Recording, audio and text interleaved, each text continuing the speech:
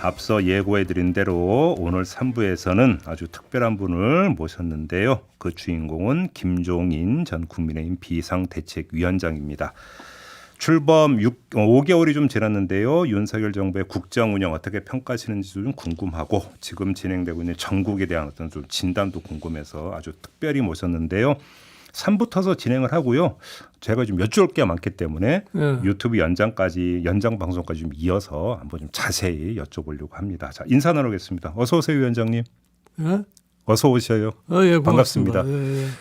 올 들어 가장 추운 날 이렇게 와주셔서 특별히 더 감사드리겠습니다. 글쎄 뭐 나오다 보니까 날씨가 굉장히 쌀쌀해진 것 같아요. 그러니까 예. 건강 관리 잘하세요, 예. 위원장님. 네. 자, 일단 윤석열 정부 출범 2달이 지났을 때인가요? 그때 뭐라고 평가를 하셨냐면 매력도 없고 비전도 안 보인다. 이렇게 평가하신 적이 있어요. 위원장님께서. 이 평가는 지금도 유효한가요? 어떻게 보십니까? 뭐 지금도 유효하다고 봐요. 그래요? 아직도 이 윤석열 정부가 앞으로 뭘 어떻게 하겠다고는 뚜렷한 비전을 지금 제시를 못하고 있습니다. 그래요. 그럼 지금 지지율이 20% 후반에서 30% 초반을 지금 왔다 갔다 하잖아요. 이거는 사실은 이제 출범한 지 6개월도 안 됐는데 이 지지율은 너무 이상현상 아닌가요? 글쎄요. 당장 이게 참 기이한 현상이라고 볼 수밖에 없는데 예. 과거에 이런 예가 별로 없었기 때문에 예. 왜 이런 현상이 났느냐. 그리고 사실은 선거 때만 하더라도 일반 국민들이 윤석열 대통령에 대한 기대가 굉장히 컸었어요. 그렇죠. 그런데 이게 불과 몇 달 사이에 그 기대가 왜 사라졌느냐. 예. 제가 보기에는 일반 국민이 선거 때 지지할 때 있어서의 기대감이 정부 출범에 그냥 이게 제대로 싹 사라져버렸다. 기대를 충족시키지 못하기 때문에 그러니까 그 사람들이 이탈할 수밖에 없게 되지 않았나. 그 이탈을 했기 때문에 결과도 그게 약 한 20% 선이 이탈을 한 것 같아요. 그렇죠. 그렇죠. 예, 그러니까 지금 현재 나타나는 게 뭐 20% 말 30%초 여기에서 왔다 갔다 하고 있는 그런 양상인 것 같아요. 그러면 대선 때의 기대감이라고 하는 게 이른바 공정과 상식이라고 했던 그 범주 안에서의 기대감이라고 봐야 되는 건가요? 그러니까 공정과 상식이라기보다는 문재인 대통령 정부에 있어서의 실정에 대한 염증에서 정권 교체라고 하는 기대감을 갖다가 가졌던 거예요. 네. 그런데 정권 교체를 하면은 무엇을 어떻게 해줘야 할 것인가에 대해서는 선거 때 윤석열 대통령이 얘기를 한 바가 없어요.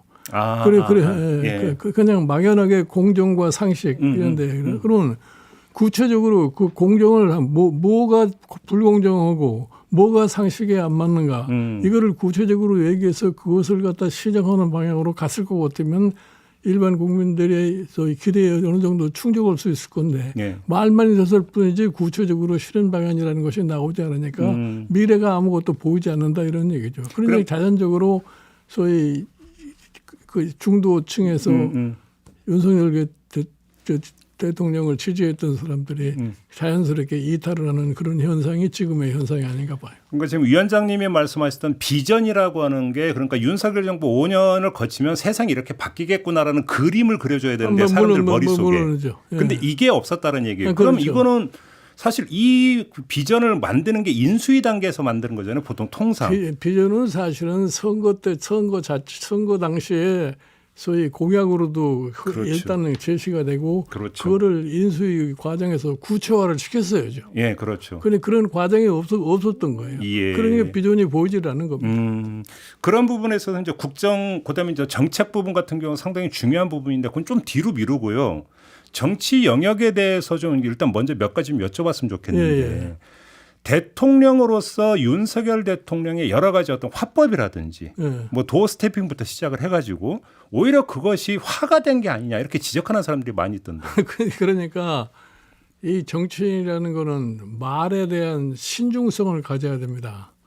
내가 하고 싶다고 해서 마음대로 말을 할 것 같으면은 거기서 잦은 실수가 나올 수밖에 없어요. 그렇죠. 그러니까 이제 정치인들이 말을 하는 데 있어서의 신중을 갖다 기하면 그것이 자기의 정치 인생에 크게 플러스도 될 수 있고 잘못할 것 같으면 정치 인생을 망칠 수도 있는 것이 정치인의 말이에요. 예. 이제 그런 점에 있어서의 좀 정치를 오래 전부터 한 사람이 아니기 때문에 좀 주의를 좀 덜 경조하다 보니까 이따금씩 실수하는 얘기가 나올 수밖에 없는 거죠. 그러면 그 연장선상에서 뉴욕에서 발생했던 비속어 논란이 있잖아요. 예. 그건 어떻게 평가하세요?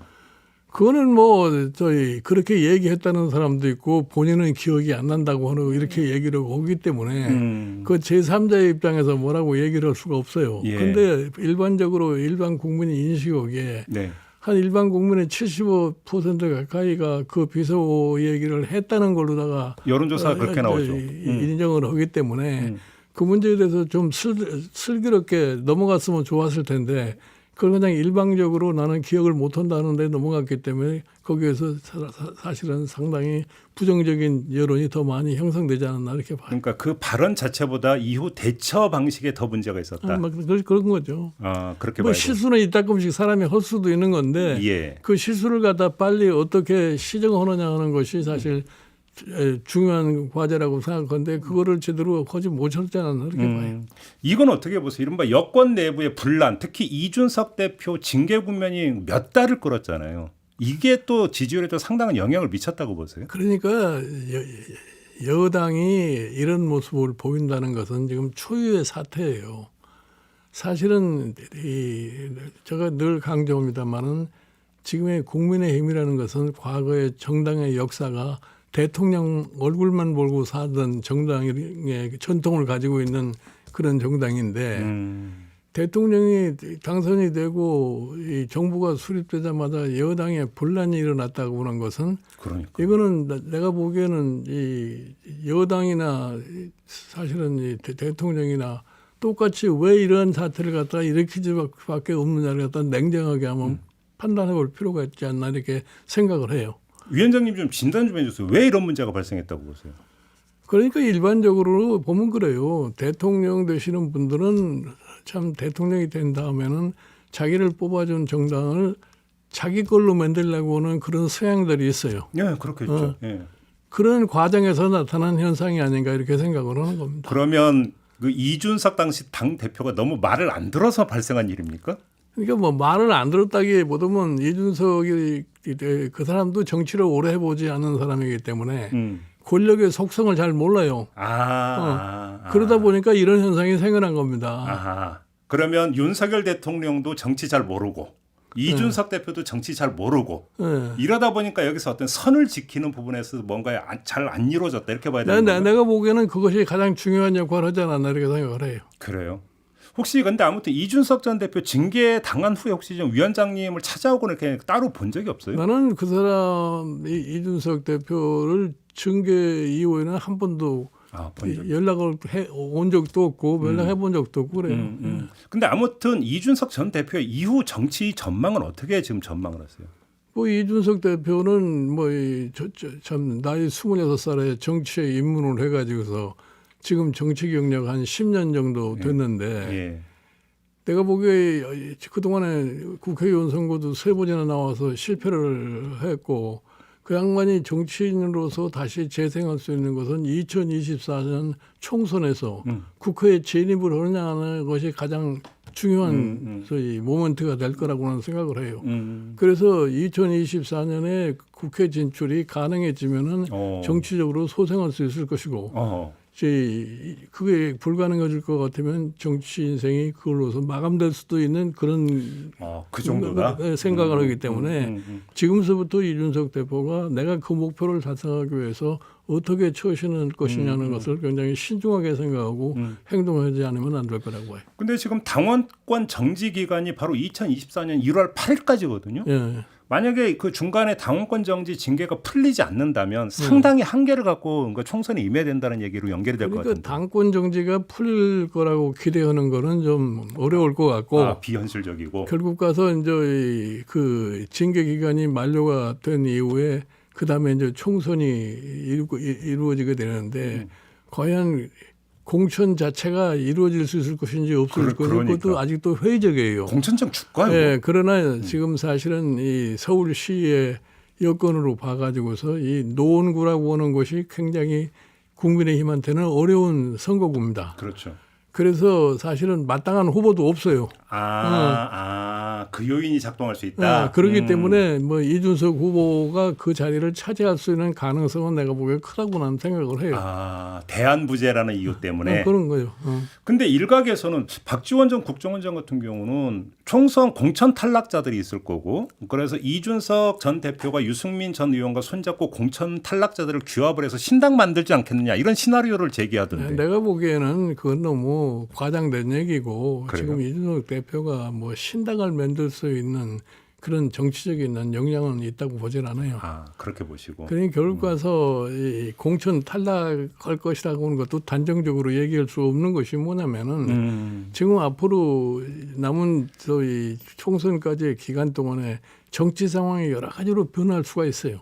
아무도 모르죠, 사실. 네, 그러니까 그때 가서 결국 가서 국민의힘이 수도권에서 뭐 한 석이라도 더 얻어야 되겠다는 생각을 갖다가 하게 될 것 같으면은 뭐 궁여지책이라도 공천 안 할 수가 없지 않겠느냐 이렇게 생각을 해요. 역시 진리는 정치는 생물이다, 그거 같아요, 그죠? 그러면 이후 국민의힘은 어떻게 될 것 같습니까? 역시 이제 그 누가 당 대표가 되느냐가 가장 중요한 분수령이 될까요? 국민의힘 같은 경우는. 그러니까 지금 뭐 당 대표를 놓고서 여러 사람이 이제 경쟁을 하고 있는 과정인데 모르겠어요. 국민의힘에서 이 당 대표를 뽑는 당원들이 앞으로 국민의힘의 정치적인 위상을 놓고서 냉정하게 생각을 하면은 내가 보기에 다음 총선에 가장 좋은 영향을 미칠 수 있는 사람을 대표로 선출해야 할 거라고 나는 봐요. 총선이 제1 판단 기준이 돼야 된다. 그렇죠. 친윤이 아니라 네. 그렇게 보시는 거군요. 근데 그렇죠. 대부분의 언론 예를 들어서 친윤이 당 대표가 돼가지고서 총선이 뜻대로 되지 않을 것 같으면은 그 다음에 정치적인 상황이라는 것은 우리가 이미 다 예측할 수가 있지 않겠어요. 오호. 지금 여소야대 상황에서 이 정부가 행동 반경이 아주 제한돼 있는데 다음 총선에서까지 과반수를 합격을 못할 것 같으면 나머지 3년 임기도 똑같은 상황으로 전개될 수밖에 없지 않나요? 그렇죠. 이런 거를 국민의힘에 소속된 사람들은 냉정하게 판단해 가지고서 어떤 사람이 다음 총선에서 국민의힘에 가장 큰 소위 긍정적인 효과를 가져올 수 있는 것이냐는 이런 사람을 선택할 수밖에 없지 않나 이렇게 봐요. 근데 윤석열 대통령도 그렇게 생각할까요? 윤석열 대통령은 오히려 그러니까 자신하고 코드가 맞고 자신의 뜻을 가장 잘 아는 사람을 당 대표가 되기를 바라지 않을까요? 내가 보기에 그러니까 앞으로 남은 기간 동안에 윤석열 대통령도 정치적으로 많이 고민을 해야 됩니다. 내가 앞으로 남는 임기를 동안을 갖다가 대통령으로서의 이 기능을 제대로 수행을 하려고 같으면은 국회의 과반수 의석이라는 것이 절대로 필요한데 국회의 과반수 의석을 확보하려면은 어떤 인물이 나에게 가장 효과적인가를 갖다 생각을 해야 될 거예요. 단순히 이 사람이 내 편이다 해가지고서 사실 여당의 대표라는 건 대통령의 범주에서 벗어날 수가 없어요. 누가 되든 간에. 누가 되든지 간에 어차피 자율성은 거의 없다. 근데 지금 언론 보도를 보면 친윤이 결국은 될 것이고 근데 마땅한 사람이 없다 보니까 권영세 통일부 장관 차출설까지 막 언론 보도를 하고 있어요. 내가 보기에 그렇게 뭐 인위적으로 자꾸 만든다고 지금은 시대가 옛날하고 달라요.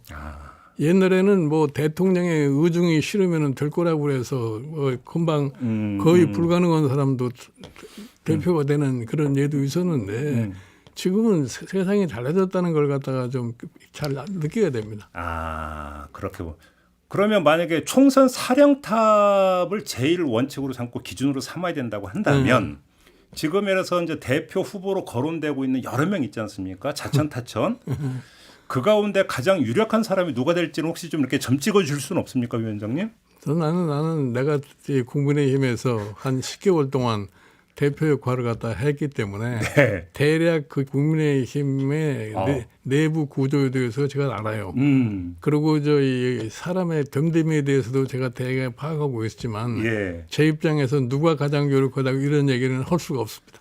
안철수 의원이 혹시 그 사령탑이 되면 총선 전망이 좀 밝아질까요? 나는 안철수 의원의 경우에는 그래요. 안철수 의원은 지금 이 당내에 지지 기반이 별로 없어요. 근데 제가 개인적으로 이렇게 느껴보기에는 그러면 안철수 의원이 왜 합당을 하게 됐느냐. 그렇죠. 그 합당에 대한 계기가 뭐냐면은 지난번 대선 때 단일화 과정을 거쳤기 때문에 그때 합당을 하기로 약속을 했다고 생각을 해요. 그렇겠죠. 그러니까 그 단일화 과정에서 당시에 대통령 후보였던 윤석열 지금 현 대통령이 안철수 사실 이 의원한테 어떠한 언지를 혹시 주지 않았느냐. 약속 사항에. 그러니까 그런 것을 믿고서 이 사람이 입당도 하게 됐고 합당도 하게 됐고 그래서 역시 또 당 대표를 추구하지 않느냐 하는 이런 가정을 할 수가 있어요. 그러니까 그게 이제 앞으로 어떻게 작동을 하냐는 두고 봐야 할 일이야. 그러면 그게 경우에 따라 불씨가 될 수도 있다고 볼 수 있겠네요. 그러면. 그 모르겠어요. 하여튼 그거는 저 안철수 의원이 앞으로 정치적인 어떻게 처신을 하느냐에 달려 있다고 봅니다. 유승민 전 의원이 만약에 나오면 어떻게 전망을 하세요? 글쎄요, 나는 유승민 전 의원이 최근에 와서 뭐 여론조사로 볼 것 같으면은 당 대표 선호도 1위로 나타나고 있는데 그거야 뭐 여론조사야 항상 변화할 수 있는 거기 때문에 그거에 대해서 어떤 그것이 뭐 확정적이라고 얘기를 할 수가 없지만 뭐 여러 사람이 나오게 되는 경우에 있어서는 결국 가서 당내 기반이 확실한 사람이 되지 않겠나 이렇게 봅니다. 결국은 알겠습니다. 저희가 어제 유상범 의원하고 인터뷰하다가 유상범 의원이 이 말을 한 게 어제 뉴스가 되게 많이 됐는데 지금 한동훈 장관 총선 출마설 얘기가 나오고 있거든요. 그러니까 지금 뭐 한동훈 장관의 경우는 뭐 법무장관을 갖다 영원히 할 수는 없는 거고 그렇죠. 어느 땐가는 그만두면은 소위 변호사를 하든가 그렇지 않으면 정치에 입문하는 두 가지 길밖에 나는 없다고 봐요. 그러니까 이제 한동훈 장관이 정치에 입문하느냐 안 하느냐는 본인의 자유에 달려 있기 때문에 본인이 어떻게 결정을 하느냐에 달려 있고 그 당시에 일반 국민이 한동훈 장관에 대한 지지도가 어느 정도 있느냐 거기에 달려 있다고 저는 생각을 해요. 그런데 유상범 의원은 윤석열 대통령의 지지율이 40%가 되느냐 안 되느냐가 중요한 그 분기점이 될 것이다 이렇게 진단하던데요. 그러니까 한동훈 장관의 경우는 윤 대통령이 대통령으로서 성공을 하느냐 성공을 못 하느냐에 그것이 가장 중요한 역할을 할 거라고 봐요. 결국은 그러니까 같이 연결돼 있다고 봐야 되는 거죠. 그러면 총선은 떠나서 만약에 한동훈 장관이 요즘 이제 차기 지도자 여론조사에도 계속 오르고 있는데 물론 4년 반 뒤에 일을 누가 알겠습니까만은 그건 참 어찌 본다면 그걸 전망하는 건 무리이긴 하지만 한동훈 장관이 본인이 노력해서 독자적인 영역을 구축할 수 있는 여지와 윤석열 정부의 성공 여하에 따라서 종속되는 부분은 좀 가늠해 볼 수 있을 것 같은데. 아니 그러니까 한동훈 장관이 지금으로서는 뭐라고 판단할 수가 없지만 참 정치적인 소위 욕심이 있어가지고서 목표를 설정하고 자기 나름대로의 그거에 맞는 준비를 해 나가면은 그 다음에는 뭐 아무도 예측을 할 수가 없는 거죠. 그러니까 예를 들어서 자기의 능력으로 바탕으로 해서 준비를 해서 대통령의 성공 여부와 관련 없이 나도 한번 해봐야 되겠다고는 그런 생각도 할 수는 있어요. 그러나 상당 부분이 대통령의 성공 여부가 결국 가서 한동훈 장관의 정치적인 미래에 아마 결정적인 역할을 할 수밖에 없을 거라고. 윤석열 대통령과 한동훈 장관의 또 관계를 보더라도 더더군다나 더 그러겠죠. 그런 점에서. 근데 아무튼 만약에 한동훈 장관이 차기를 만약에 노린다면 결국은 수순이 그러니까 그 차기 도전하기 전에 먼저 정치권에 발을 담가야 되고 그러면 유일한 기회는 2024년 총선밖에 없는 거 아니냐. 그러니까 출마할 거다. 이런 등식이잖아요. 그러니까 뭐 저희 총선 시기쯤 되면은 지금 장관 임기 한 2년쯤 지난 거 아닙니까? 그렇죠. 그게 대개 장관은 한 2년 할 것 같으면 역량을 다 발휘했다고 봐요. 그러면 자기 나름대로의 소위 미래에 대한 이 선택을 갖다가 할 그런 시기이기 때문에 그때 가서 그냥 일반 법조인으로 그냥 변호사로 돌아가느냐 그렇지 않으면 나도 한번 내 포부를 피력하기 위해서 정치에 입문하느냐 그거는 한동훈 장관 개인에게 달려있는 문제라고 봅니다. 이재명 대표의 대표로서의 그간의 행보는 어떻게 평가하세요?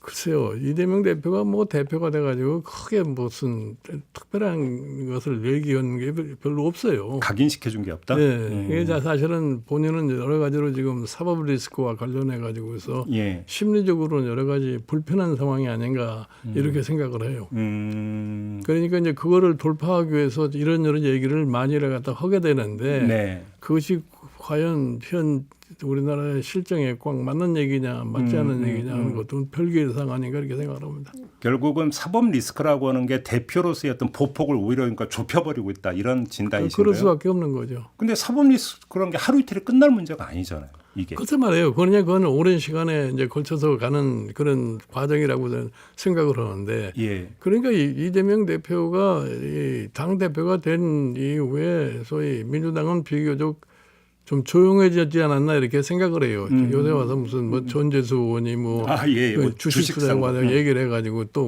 옛날처럼 또 문자 폭탄 날라다니고 그렇게 얘기를 했지만. 예.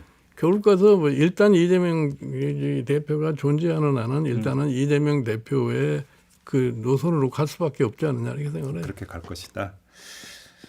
이건 어떻게 보세요? 김건희 여사를 둘러싼 논란이 계속되고 있고 사실은 윤석열 대통령의 지지율에 김건희 여사 요인도 작동하고 있다고 봐야 되지 않습니까? 김건희 여사가 어떻게 처신해야 된다고 생각하세요, 위원장님? 뭐 처신은 건 본인이 알아서 해야 할 일이지 그 제3자가 뭐라고 얘기를 할 수가 없어요. 네. 그래요? 하여튼 내가 보기에는 대통령 그 부인의 경우가 자꾸 언론에 노출되는 거는 별로 좋지 않다고 나는 봐요. 아, 그렇게 봐요. 그러면 그래서 그게 비공개 행보든 공개 행보든 각종 행보를 그러니까 이걸 최대 줄이는 게 그러면 과제다 이렇게 보시는 겁니까? 그러니까 본인이 대통령을 행해 부인으로서 무엇이 가장 대통령을 위해서 옳은가를 갖다 스스로 판단을 할 수밖에 없어요. 그 누가 강요해서 되는 게 아니라고요. 물론이죠, 그거는. 근데 김건희 여사가 그걸 제일 먼저 생각을 해야 된다. 알겠습니다. 지금 그 서해 공무원 피격 사건 수사 감사 진행됐고 수사 진행되고 있고 결국은 문재인 전 대통령 이제 서면 조사 감사원에서 통보까지 한 적이 있는데 이게 어디까지 갈 거라고 전망하세요, 위원장님은? 글쎄요, 그거는 뭐 현 정부가 그 수사를 어느 정도까지 확대해 갈 거냐 하는 것을 결정을 할 거니까 외부 사람으로서 그게 어떻게 진행될 거라고 하는 것은 단정적으로 얘기할 수가 없을 것 같습니다. 근데 야당에서는 이게 결국은 정치 보복 차원 아니냐 이렇게 지금 계속 얘기를 하고 있잖아요. 그게 국민들의 반응은 어떻게 좀 이끌어낼 수 있을 거라고 보세요? 어떻게 보십니까? 내가 솔직히 해서 말씀드리면 그 서해 그 사건이라는 것이 과연 국민들이 큰 관심을 갖고 있느냐 하는 것을 한번 생각해 볼 필요가 있어요. 그렇게 폭발력이 크지가 않다. 그렇게 보시는 거군요. 그러면 만약에 국민적 관심이 그렇게 크지가 않다면 문재인 전 대통령까지 가기는 좀 쉽지가 않다고도 진단할 수 있는 거 아닌가요? 그에 뭐 문재인 전 대통령이 그와 관련해서 어느 정도 개입을 했느냐 안 했느냐를 따지기 위해서 조사는 계속해서 할 거라고 생각하지만 그 자체가 무슨 제가 보기에 개인적으로도 봤을 때에 거의 대한민국의 앞으로 미래를 이끌어가는 데 있어서의 큰 그렇죠. 쟁점 요인이라고 보질 않은 겁니다. 미래가 아니라 과거죠, 사실. 네. 알겠습니다. 일단 3부는 좀 마무리해야 될 것 같은데요. 아까 이제 처음 질문으로 돌아가서 매력도 없고 비전도 안 보인다라는 그 평가 속에서 나오는 건데 만약에 윤석열 대통령이 지금 꼭 해야 되는 게 이것이다라고 하나만 꼽아주신다면 뭐를 꼽아주시겠어요? 아니 나는 그렇게 생각을 해요. 지금 현재 당면해 보이는 우리의 여러 가지 상황을 놓고 봤을 적에 특별하게 단기적으로 뭐를 할 수 있는 일이 별로 없어요. 예. 그러니까 예를 들어서 이 나라의 중장기 여러 가지 문제점을 갖다가 이런 식의 어떻게 정리해서 해결할 거냐 하는 것에 대해서 대통령이 아마 깊은 고민을 해야 할 필요가 있다고 생각해요. 예를 들어서 윤석열 대통령의 경우에는 왜 국민이 나를 대통령으로 만들어줬는가. 그거에 대한 인식을 보다 철저히 해야 할 필요가 있지 않나 생각합니다. 일단 윤석열 대통령의 뇌리 속에 국정 청사진이 먼저 있어야 된다. 이 말씀으로 제가 이해를 해야 될 것 같습니다. 알겠습니다. 지금 김종인 전 국민의힘 비상대책위원장 모시고 여러 가지 정치 현안에 대해서 진단을 하고 있는데요. 자, 본방 인터뷰는 여기서 마무리를 하고 이 아쉬움은 유튜브 연장 방송으로 이어가서 추가 질문을 좀 드리도록 하겠습니다. 위원장님 잠깐만 쉬시고요. 좀 이따 다시 이어가도록 하겠습니다. 네.